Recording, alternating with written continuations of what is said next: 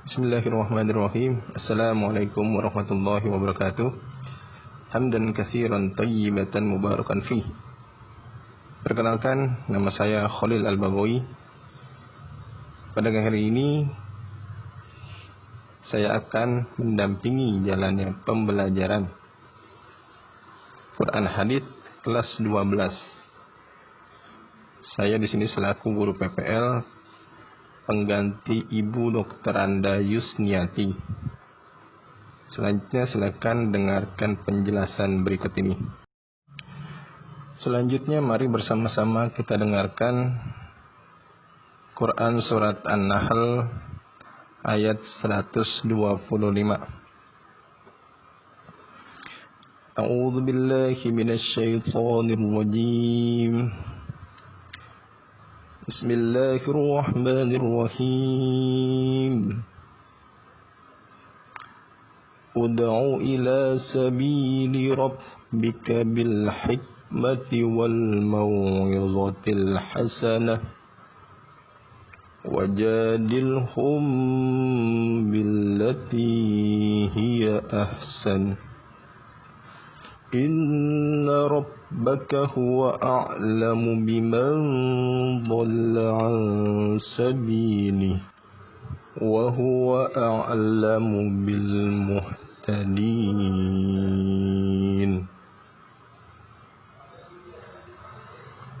Yang artinya, serulah manusia kepada jalan Tuhanmu dengan hikmah dan pengajaran yang baik, dan berdebatlah dengan mereka dengan cara yang baik juga.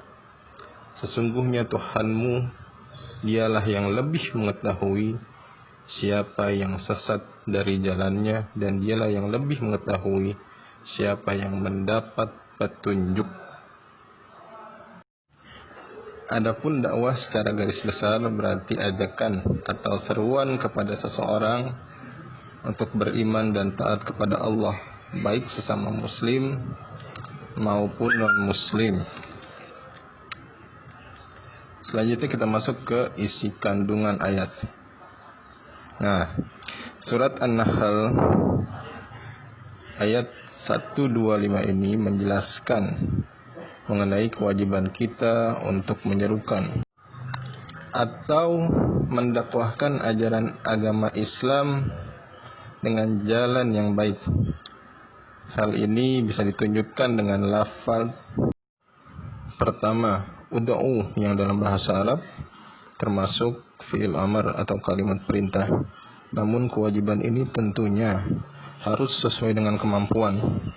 Dalam ayat ini Allah Subhanahu wa ta'ala juga memberikan pedoman kepada para rasulnya tentang bagaimana cara mengajak manusia ke jalan Allah Subhanahu wa ta'ala.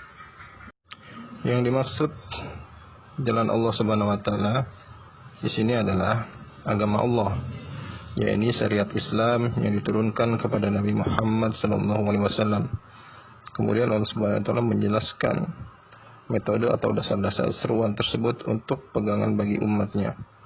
Metode seruan tersebut ada 3 tingkatan, yaitu sebagai berikut. Yang pertama, seruan dilakukan dengan hikmah. Hikmah berasal dari bahasa Arab yang artinya ungkapan yang mengandung kebenaran dan mendalam. Kalau dalam bahasa Indonesia bisa diartikan dengan bijaksana. Adapun kata bijaksana di dalam kamus KBBI mengandung arti selalu menggunakan akal budinya, pengalaman dan pengetahuan, arif, tajam pikirannya, pandai, dan selalu hati-hati, cermat, teliti apabila menghadapi kesulitan, sehingga dapat diartikan dakwah bil hikmah adalah dakwah yang menggunakan nas dan akal. Dakwah tetap mengacu pada Quran dan juga sunnah, tetapi menggunakan akal dalam menentukan pilihan terhadap nas mana yang akan disampaikan terlebih dahulu mengenai tahapan dakwah, bagaimana penyampaiannya, melalui media dan cara yang digunakan, dan sesuai dengan keadaan sasaran dakwah. Selanjutnya adalah mau'izatul hasanah, yaitu bermakna nasihatilah mereka dengan ajaran Al-Quran. Ia juga berbasiskan ilmu dan kebenaran, bukan kekerasan. Para mufassir juga mengatakan bahwa metode ini merupakan khitabat atau ungkapan-ungkapan yang memuaskan pendengarnya dengan ibarat yang bermanfaat dan dapat menghujam ke dalam jiwa. Selanjutnya, dakwah dengan mujadalah. Allah Subhanahu wa taala menjelaskan bahwa bila terjadi perbantahan atau perdebatan atau bisa juga diskusi, maka hendaklah dibantah dengan cara yang baik dan juga bijak hingga tidak menyakiti hati di antara keduanya. Selanjutnya Quran surat Asy-Syu'ara ayat 214 sampai 216. Mohon maaf, di situ ada terjadi kekeliruan ayat, harusnya sampai 216. A'udzubillahi minasyaitonirrajim. Bismillahirrahmanirrahim. Wa anzir 'ashiratakal aqrabin wa akhfid janahaka liman ittaba'aka minal mu'minin. Fa in 'asawka faqul inni bari'um mimma ta'malun. Artinya ialah, dan berilah peringatan kepada kerabat-kerabatmu wahai Muhammad yang terdekat, dan rendahkanlah dirimu terhadap orang-orang yang beriman yang mengikutimu. Kemudian jika mereka mendurhakaimu, maka katakanlah, sesungguhnya aku tidak bertanggung jawab terhadap apa yang kamu kerjakan.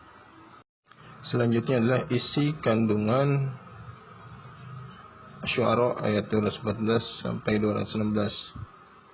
Memberi peringatan terlebih dahulu terhadap keluarga, saudara, kerabat dekat, selanjutnya barulah orang lain.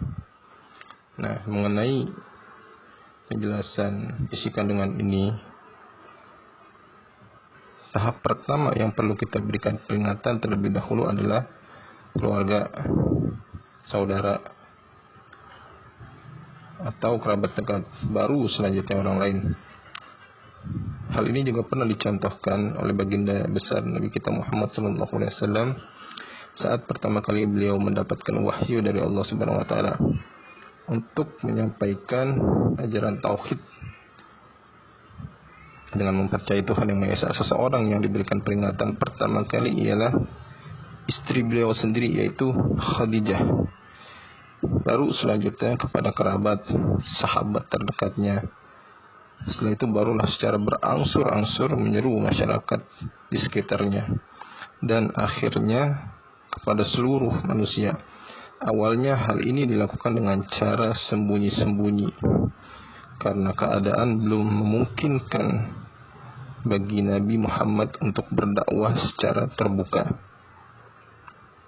Adapun orang-orang yang pertama kali masuk Islam itu disebut golongan as-sabiqun al-awwalun.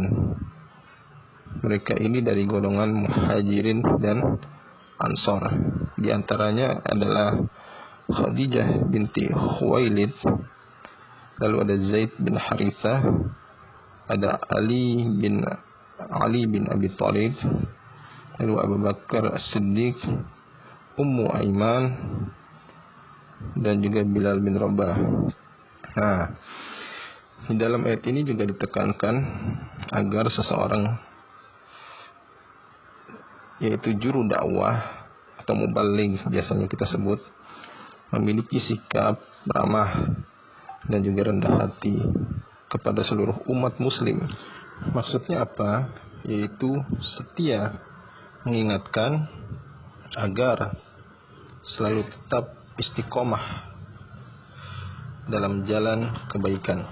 Namun apabila beberapa dari umat yang diseru tidak mau mengikuti dan bahkan menolak serta mengingkari seruan tersebut, maka hilanglah tanggung jawab si pendakwah atas apa yang telah ia kerjakan, karena tugasnya hanyalah menyeru, mengajak, serta mengingatkan seseorang ke jalan yang hak, yang benar. Sedangkan diterima atau tidaknya sesuatu itu bergantung keputusan pribadi masing-masing dan datangnya melalui hidayah dari Allah Subhanahu wa taala. Oleh karena itu, hendaknya seseorang pendakwah atau mubaligh tidak usah merasa sakit hati apabila ada seseorang yang tidak mau mengikuti seruannya. Nah, itulah beberapa penjelasan atau isi kandungan yang bisa saya sampaikan kepada teman-teman sekalian. Apabila ada kesalahan atau kekurangan, mohon dimaafkan. Billahi taufiq wal hidayah. Assalamualaikum warahmatullahi wabarakatuh.